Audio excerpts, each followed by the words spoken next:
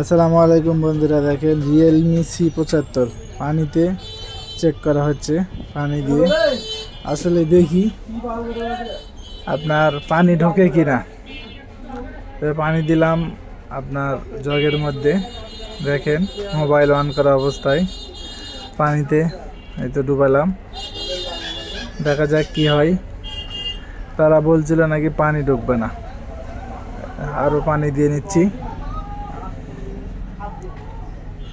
দেখা যাক কি হয়।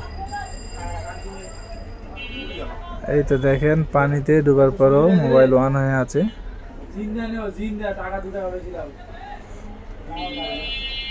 তারা বলছে পানিতে আধা ঘন্টা 1 ঘন্টা পর্যন্ত চুবিয়ে রাখা যাবে,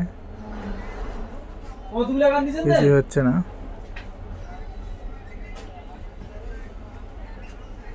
এই তো অনই হয়ে আছে।